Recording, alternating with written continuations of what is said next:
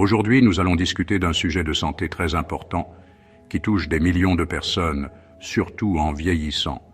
Nous parlons de l'hypertension artérielle ou hypertension. Cette condition est souvent appelée le tueur silencieux, et pour une très bonne raison. Beaucoup de gens qui en sont atteints ne ressentent aucune différence dans leur vie quotidienne. Ils n'ont aucun symptôme, aucune douleur et aucun signe avant-coureur. Ce manque de signaux évidents peut entraîner un dangereux sentiment de sécurité, faisant croire aux gens que tout va parfaitement bien avec leur santé, alors qu'en réalité, un problème grave se développe tranquillement à l'intérieur de leur corps. Comprendre ce danger caché est la première étape cruciale pour protéger votre bien-être. Les chiffres entourant l'hypertension sont assez surprenants, en particulier pour ceux d'entre nous qui ont plus de 60 ans. Les statistiques montrent que plus de la moitié des personnes de cette tranche d'âge souffrent d'hypertension artérielle. Cela en fait l'une des affections chroniques les plus courantes à un âge avancé. La prévalence augmente considérablement à chaque décennie qui passe, ce qui signifie que le risque devient encore plus grand à mesure que vous célébrez plus d'anniversaires. Le problème n'est pas seulement qu'elle est courante. Le véritable danger réside dans ce qu'elle peut entraîner si elle n'est pas gérée correctement. L'hypertension artérielle est une cause principale de certains des événements de santé les plus graves, notamment les AVC et les crises cardiaques, qui peuvent changer une vie ou même être fatales. Alors, pourquoi ce sujet devient-il particulièrement critique après l'âge de 60 ans? En vieillissant, nos vaisseaux sanguins, en particulier nos artères, deviennent naturellement plus rigides et moins flexibles. Ce processus, connu sous le nom d'artériosclérose, signifie que le cœur doit pomper beaucoup plus fort pour faire circuler le sang dans tout le corps. Cet effort accru exerce plus de pression sur les parois artérielles, entraînant l'hypertension. C'est une partie naturelle du processus de vieillissement, mais cela ne la rend pas moins dangereuse. Une vie d'habitudes, bonnes et mauvaises, entre également en jeu, aggravant les effets de l'âge. Cela rend la vigilance et la sensibilisation plus importantes que jamais pendant ces années. Dans cette discussion, nous explorerons tout ce que vous devez savoir sur la gestion de l'hypertension après 60 ans. Nous démystifierons ce qu'est réellement l'hypertension et expliquerons pourquoi elle devient une préoccupation plus grande avec l'âge. Nous découvrirons les dangers cachés et les complications graves qu'elle peut causer, mais surtout, nous nous concentrerons sur la prévention et le contrôle. Vous apprendrez les changements de mode de vie simples qui peuvent faire une énorme différence, l'importance d'un suivi régulier et les options de traitement disponibles. Notre objectif est de vous donner les connaissances nécessaires pour que vous puissiez prendre des mesures proactives pour protéger votre santé et continuer à profiter d'une vie pleine et active pendant de nombreuses années à venir. Pour vraiment comprendre pourquoi l'hypertension artérielle devient plus courante après l'âge de 60 ans, nous devons d'abord regarder profondément à l'intérieur de notre propre corps, dans les vaisseaux mêmes qui transportent le sang vital vers chaque organe et tissu. Nos artères, lorsque nous sommes jeunes, sont merveilleusement élastiques et souples. Elles se dilatent et se contractent avec facilité, s'adaptant au flux sanguin pompé par le cœur. Cette flexibilité aide à maintenir une pression stable et saine dans tout le système circulatoire. C'est un mécanisme finement réglé, fonctionnant silencieusement et efficacement pendant des décennies, assurant que notre corps reçoit l'oxygène et les nutriments dont il a besoin pour fonctionner de manière optimale. Cette élasticité naturelle est un pilier de la santé cardiovasculaire dans notre jeunesse. Cependant, tout comme notre peau perd de son élasticité et nos articulations deviennent plus rigides avec le temps, nos artères aussi. Ce processus de vieillissement naturel est connu sous le nom d'artériosclérose, ce qui signifie littéralement durcissement des artères. Au fil des ans, les parois lisses et flexibles de nos artères deviennent progressivement plus rigides et moins malléables. Elles perdent leur capacité à s'étirer et à se rétracter efficacement à chaque battement de cœur. En conséquence, l'espace à l'intérieur des artères peut se rétrécir et le cœur doit travailler beaucoup plus dur pour propulser le sang à travers ces tubes rigidifiés. Cet effort accru se traduit directement par une pression plus élevée, exercée sur les parois artérielles, ce qui est la définition même de l'hypertension. C'est un changement lent et graduel, mais son impact est profond. Ce processus de raidissement n'est pas le seul changement que subissent nos artères en vieillissant. Une autre affection connexe, appelée athérosclérose, se développe souvent en parallèle. Cela implique l'accumulation de dépôts graisseux, de cholestérol et d'autres substances, collectivement appelées plaques, sur les parois internes des artères. Cette plaque peut provoquer un rétrécissement encore plus important des artères, limitant le flux sanguin et rendant les parois des vaisseaux encore plus rigides. Imaginez un système de plomberie dans une vieille maison, où les tuyaux s'obstruent avec des dépôts minéraux au fil du temps. Le cœur, agissant comme une pompe, doit générer beaucoup plus de force pour amener l'eau, ou dans ce cas le sang, à destination. Cette combinaison de raidissement et de rétrécissement crée une tempête parfaite pour le développement de l'hypertension artérielle dans nos dernières années. C'est un changement physiologique fondamental qui est largement une partie inévitable du parcours de vieillissement humain. Le cœur, un muscle remarquable, compense cette résistance accrue aussi longtemps qu'il le peut, mais ce surmenage constant finit par faire des ravages. Comprendre cet aspect mécanique du vieillissement est crucial, car cela souligne que l'hypertension après 60 ans n'est pas simplement une question de malchance. C'est une conséquence directe des changements physiques qui se produisent dans notre propre système circulatoire au fil des ans. Si le vieillissement des artères prépare le terrain à l'hypertension, les choix de vie accumulés au fil des décennies jouent aussi un rôle dans la détermination de la pression artérielle. L'alimentation, l'activité physique et le stress laissent tous leur empreinte. Les facteurs liés au mode de vie sont de puissants modulateurs de la santé cardiovasculaire. Notre héritage génétique influence aussi notre prédisposition à l'hypertension artérielle. En fin de compte, l'hypertension après 60 ans est rarement due à un seul facteur, mais plutôt à une interaction entre l'âge, la génétique et le mode de vie.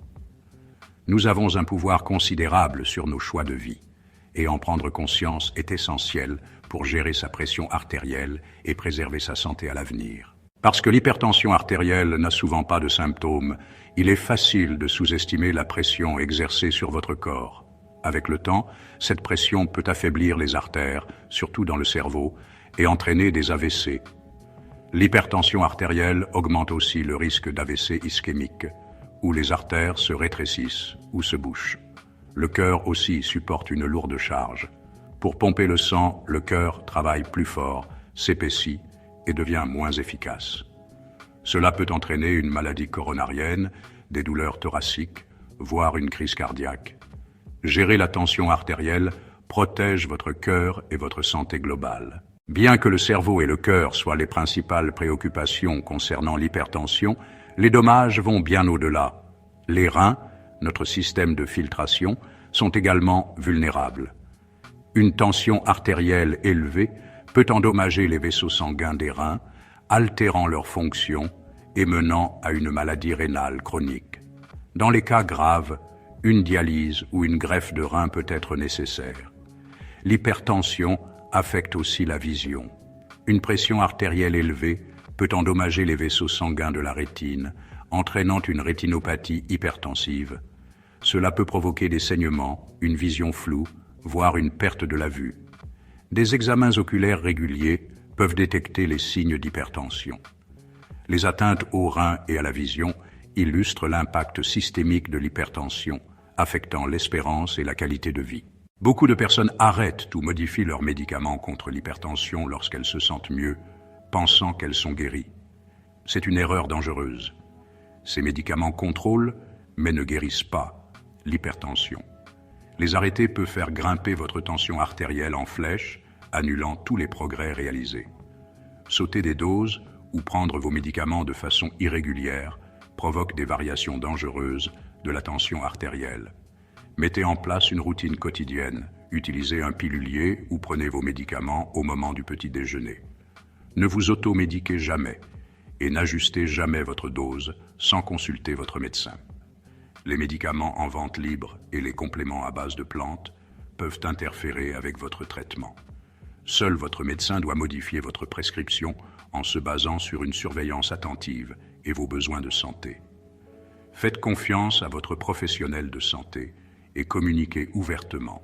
C'est le moyen le plus sûr de gérer votre tension artérielle. Les médicaments seuls ne suffisent pas. Les habitudes de vie peuvent saper vos progrès. La plupart du sel provient des aliments transformés, pas de la salière. Lisez les étiquettes et choisissez des ingrédients frais pour réduire le sodium. L'inactivité est un autre piège. Même une activité quotidienne modérée, comme la marche ou le jardinage, aide à contrôler la tension artérielle et améliore la santé cardiaque. L'alcool et le tabac augmentent tous deux la tension artérielle et endommagent vos artères. Réduire ou arrêter est essentiel. Le stress chronique augmente également la tension artérielle. Pratiquez la gestion du stress. Essayez la pleine conscience, les loisirs ou la socialisation. Aborder ces habitudes est aussi important que de prendre vos médicaments pour un succès à long terme. La surveillance de la tension artérielle à domicile vous donne une image fidèle de votre santé. Les lectures au cabinet du médecin peuvent être trompeuses. Utilisez un tensiomètre validé pour le bras, mesurez aux mêmes heures chaque jour et enregistrez vos résultats. Asseyez-vous tranquillement avant de mesurer, évitez la caféine et l'exercice auparavant et prenez plusieurs lectures pour plus de précision. Notez vos chiffres dans un carnet, cela vous aide, vous et votre médecin, à repérer les tendances et à ajuster le traitement. La surveillance à domicile montre comment vos habitudes affectent votre tension artérielle, vous motivant à suivre des routines saines. Prendre les choses en main avec des contrôles réguliers vous donne le contrôle et la tranquillité d'esprit. Le suivi à domicile est essentiel, mais ne sautez pas les visites chez le médecin. Consultez votre médecin si vos lectures sont constamment élevées ou si vous remarquez de nouveaux symptômes, comme des maux de tête ou des vertiges. Apportez votre carnet de tension artérielle. Votre médecin pourra ajuster votre traitement ou demander des examens, comme une surveillance sur 24 heures ou un ECG. Ces examens aident à confirmer votre diagnostic et à vérifier les lésions cardiaques. Des suivis réguliers, généralement tous les quelques mois, maintiennent votre traitement sur la bonne voie et détectent les problèmes précocement. Travaillez en étroite collaboration avec votre professionnel de la santé garantit les meilleurs résultats à long terme. Ce que vous mangez est aussi important que vos médicaments pour contrôler la tension artérielle. Le régime DASH, riche en fruits, légumes, céréales complètes et protéines maigres, abaisse naturellement la tension artérielle. Réduisez le sodium en évitant les aliments transformés et en lisant les étiquettes. Visez moins de 1500 à 2300 mg de sodium par jour. Cuisinez avec des ingrédients frais et utilisez des herbes et des épices au lieu du sel pour la saveur. Augmentez votre apport en potassium avec des aliments comme les bananes, les pommes de terre, les épinards et les haricots pour aider à équilibrer les effets du sodium. De petits changements alimentaires constants peuvent faire une grande différence pour votre tension artérielle et votre santé cardiaque. Les choix de vie vont bien au-delà de l'alimentation. L'activité physique régulière est essentielle. Essayez de viser 150 minutes d'exercice aérobie, modéré par semaine, comme la marche rapide, le vélo ou la natation. Un sommeil de qualité est vital.